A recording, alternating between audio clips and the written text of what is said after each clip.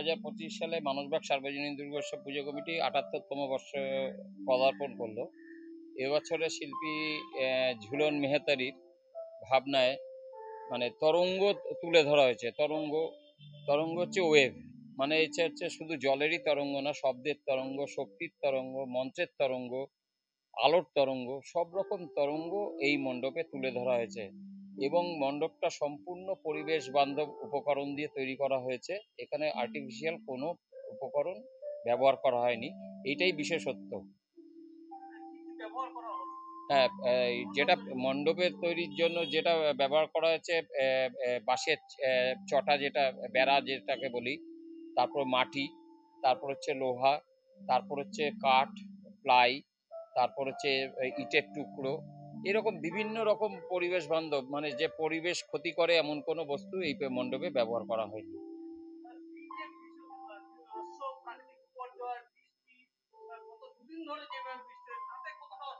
আমাদের সত্যি কথা বলতে আমাদের যে ব্যাপক ক্ষতি হয়েছে, মানে কাজটা আটকে গেছে। আমাদের এখানে তো এই রাস্তায় জল ওঠে, জলটা নেমে গেছে ঠিকই, কিন্তু কাজটা তো হেল্ড আপ হয়েছে প্রায় 36 ঘন্টার মতো, যার জন্য আমরা একটু পিছিয়ে গেছি।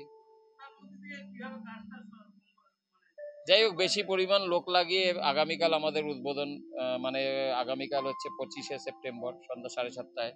আশা করি আমরা আজকে রাত্রেই সবকিছু কমপ্লিট করে দেবো।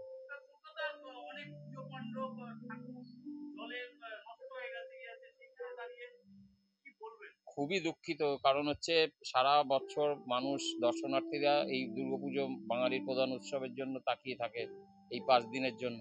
সেখানে যদি কোনো বড় মণ্ডপ, ছোট মণ্ডপ, যেটাই যদি ক্ষতিগ্রস্ত হয় প্রাকৃতিক বিপর্যয়ে, সেটা খুবই দুঃখের। মানুষের কাছে বার্তা এটাই দেবো যে পরিবেশ বান্ধব উপকরণ দিয়ে মণ্ডপ, প্রতিমা এগুলো তৈরি করা হোক, কারণ বিশ্বে যে আমাদের প্রাকৃতিক বিপর্যয় চলছে তার জন্য মানুষই দায়ী। আমরা চেষ্টা করছি যতটা সম্ভব হচ্ছে পরিবেশ বান্ধব উপকরণ দিয়ে এই সব সকল হচ্ছে উৎসব উপস্থাপনা করতে।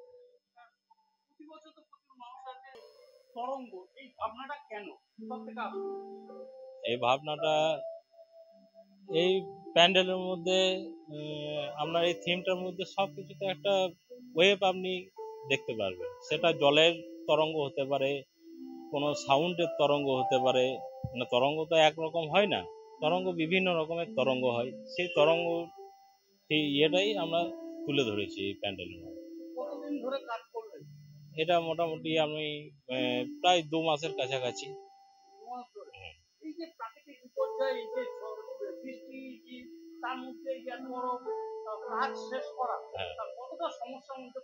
প্রচুর সমস্যার মধ্যে পড়েছি, মানে এই বৃষ্টি, তার মধ্যে এই এত বড় একটা কাজ তোলা, বিশাল একটা প্রচুর চাপের মধ্যে ছিলাম। সেই চাপ থেকে এখন অনেকটা কাজ তুলে দেওয়ার পরে অনেকটা নিশ্চিন্ত হতে পারলাম।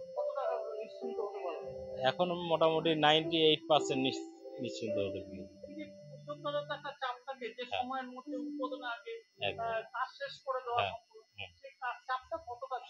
চাপটা প্রচুর চাপ ছিল, প্রচুর।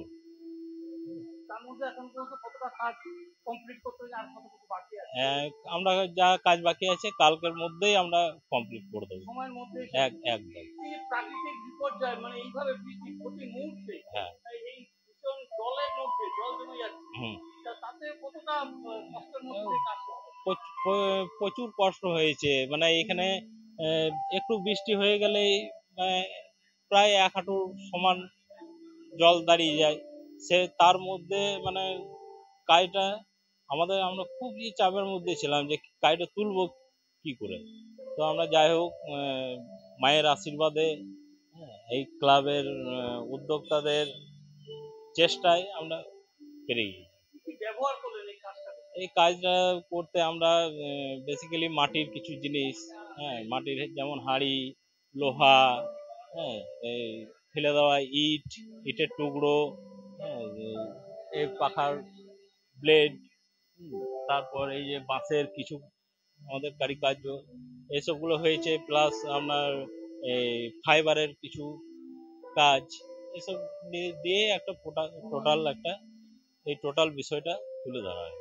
মানুষের কাছে মানুষের কাছে বার্তা রাখবো, এবছর তো মানসবাগের ৭৮তম বর্ষ। তো আমি চাইবো যে সবাই আসুন, এসে আমাদের এই কাজটা উপভোগ করুন। আমি আশা করছি যে এই কাজটা খুব ভালোই কাজ হয়েছে এবং সবারই খুব ভালো লাগবে।